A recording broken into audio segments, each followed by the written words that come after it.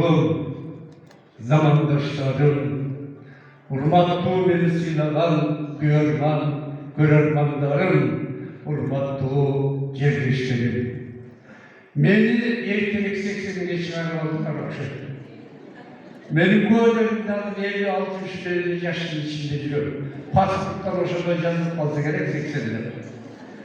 Ben koluma geçince 67 yıldan beri el yurtuma kızlattım geceden. Murat'ım, aniden sizlerge gerektiren karşılarımdı. Kuday ödüm verse, hayat güç verse, dalı altıda çok planlarım var. Şunçalık gelip gittiğinizde çok var. Ömürlü baktlı olmuşlar. Ağzını yüzlerden takdirde mezdey ulu insanlar çıksın. Var oldular. Münavveki operavettin жетекшілеріне рахмат.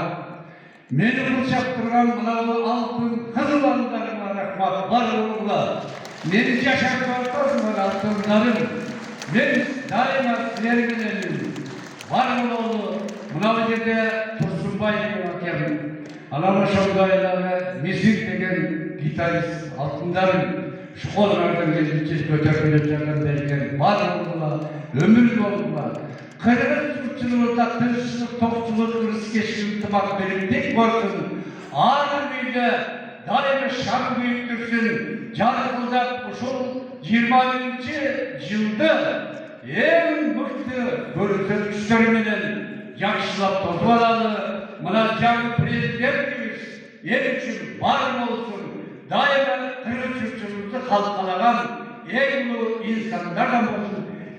Aman kolumuzda çok rahmat. Rahmat. Nerede o kolçalılar? Altına gelin.